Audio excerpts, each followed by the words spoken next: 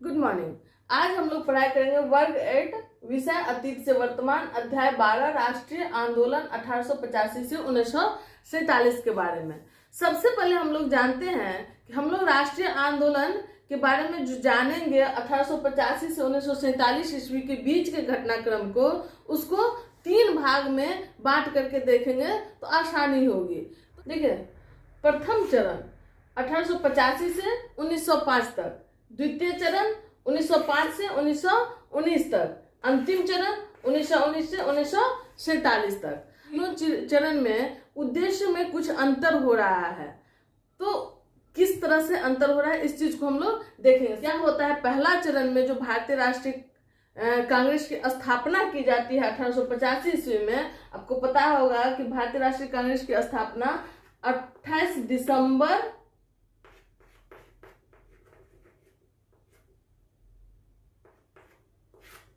1885 ईस्वी को किया जाता है।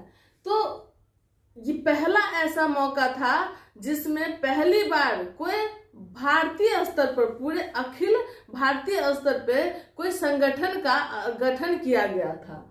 ऐसा कौन सा स्थिति था कि अखिल भारतीय कांग्रेस को गठित होने में भूमिका निभाया?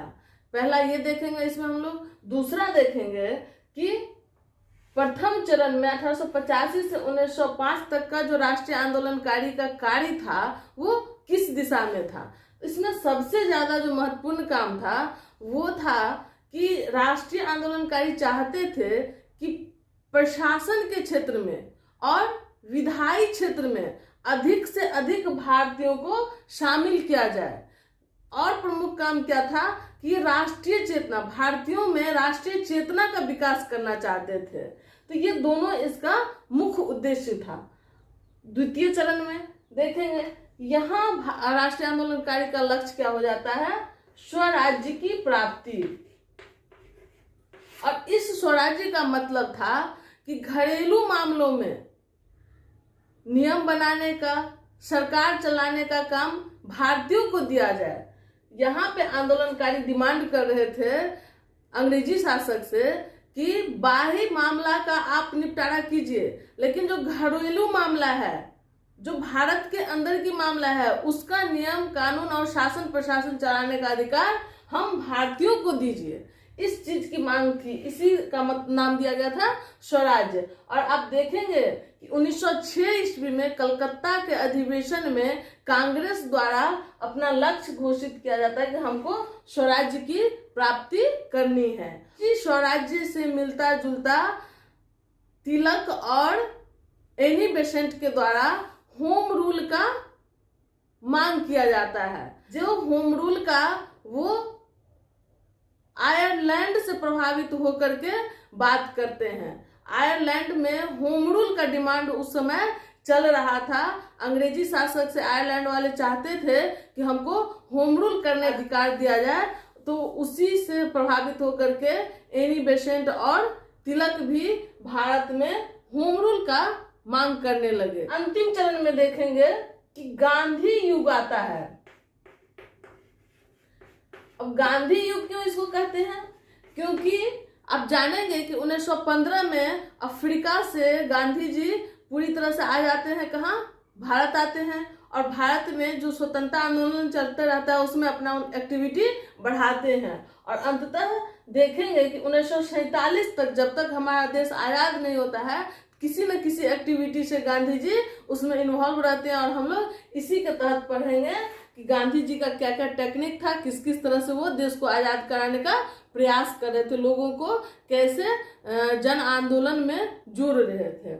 इसी का हम लोग 3 चरण में अध्ययन करेंगे। तो अब देखिए, सबसे पहला चरण हम लोग देखेंगे जो 1885 से 1905 की चरण है। इसमें किस प्रकार से राष्ट्रीय चेतना का विकास किया जा रहा था लोगों के बीच। तो इसमें कुछ पॉइंट हम लोग को जानना होगा। जानना ये होगा कि भारत में क्या था। तो भारत के बारे में कहा जाता है कि मात्र यह एक भौगोलिक इकाई था, जो कि अंग्रेज विद्वान जो भारत आए और भारत का विश्लेषण किए तो उन्होंने बताया कि भारत में मात्र और मात्र भारत एक भौगोलिक इकाई है और उससे ज्यादा वो कुछ भी नहीं है। ये शीले का कहना है। इसी प्रकार से स्ट्रेची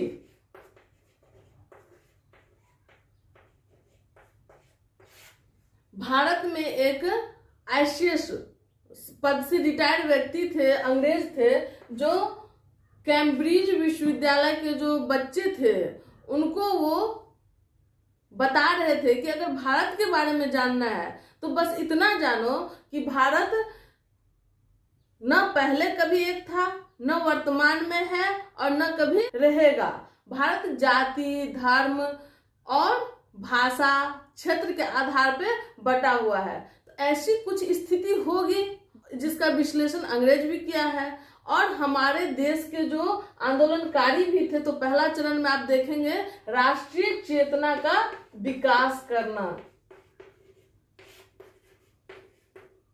राष्ट्रीय चेतना को बढ़ाने का प्रमुख लक्ष्य क्यों रखा गया? इसलिए क्योंकि हमारे देश के अंदर राष्ट्रीयता की भावना का बहुत अभाव था, नहीं के शून्य के बराबर था। क्योंकि जब आप पढ़ेंगे प्राचीन भारतीय इतिहास को तो उसमें देखेंगे राष्ट्र भावना वाली बात कहीं नहीं है, राज्य भक्ति की बात देखेंगे। मराठा की बात आती है तो मराठा साम्राज्य की जो भी जनता है वो किसके प्रति अपना श्रद्धा रखते हैं? मराठा शासक के प्रति श्रद्धा रखते हैं।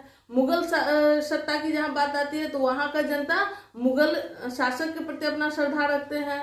बंगाल का जो नवाब था तो बंगाल के लोग वहाँ पे बंगाल के शासक के प्रति अपना श्रद्धा रखते हैं। तो इस तरह से क्षेत्रीय आधार पे अपनी भक्ति बटी हुई थी, कोई राष्ट्र वाली बात नहीं होती थी। इसीलिए क्या हुआ, अंग्रेज भारत को राष्ट्र की बात नहीं करके एक बटा हुआ देश के रूप में देखता था। बस नाम के लिए भौगोलिक इकाई के रूप में नाम था उसका भारत। तो इसीलिए भारत के जो बुद्धिजीवी वर्ग हैं वो सबसे पहला काम करता है कि हम भारतीयों को जगाने का काम करता है कि सबसे पहला उद्देश्य आपका क्या होना चाहिए? राष्ट्रभक्ति होना चाहिए। पूरे देश का, पूरे भौगोलिक इकाई के रहने वाले जितने लोग हैं, इस भारत के भौगोलिक इकाई क्षेत्र में रहने वाले लोग सब एक पेड़ का ही शाखा है। तो सबको मिलके इस जड़ को मजबूत करना है। ऐसी फीलिंग्स वाली बात इन्होंने उठाई और धीरे धीरे लोगों को जागरूक करने का काम किया।